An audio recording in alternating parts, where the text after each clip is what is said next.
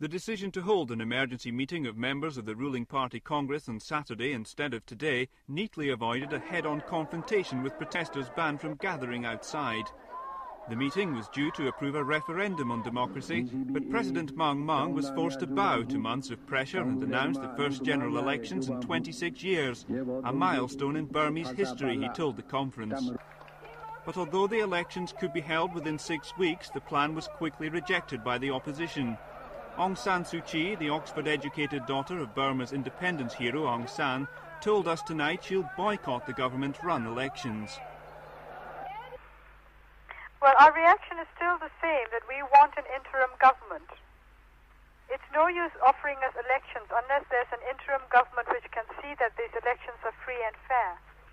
Because in the first place, the people have no confidence in this government, and in the second place, the country would remain in a chaotic condition until there's an interim government whom the people trust. I don't think that there would be any point in taking part in elections held under this government. What effect could the Observers say an election boycott would be disastrous for the government. Well, it would knock the feet away from the government before they've even started. And I think the cynical would argue that the government's announcement of elections at a point as far as 3 months ahead could be just a delaying tactic. There might well be no real intention to carry this through, no matter what they might say. A lot can happen in 3 months. So much has already happened in the last 2 months. It would be hard to predict who's going to be running the show 3 months from now.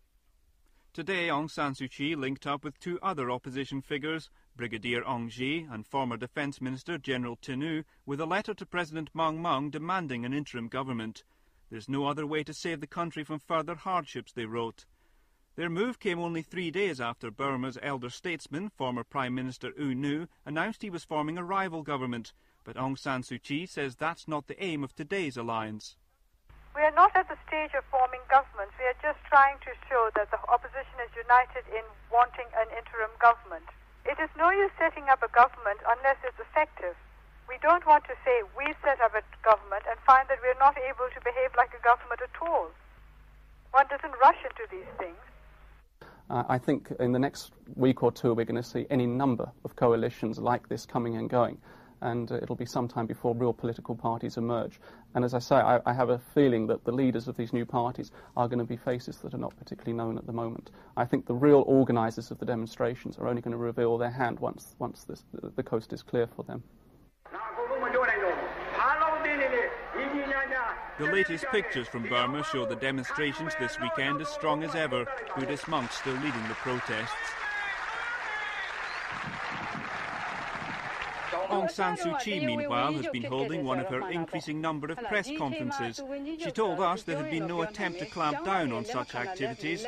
She also insisted she did not want the army to take sides, but rather to return to barracks and not become involved in political manoeuvres. On the streets, however, growing evidence that soldiers are taking sides, not with the government, but with the demonstrators. Marching not on parade, but in protest, they carry a portrait of Aung San Suu Kyi's father.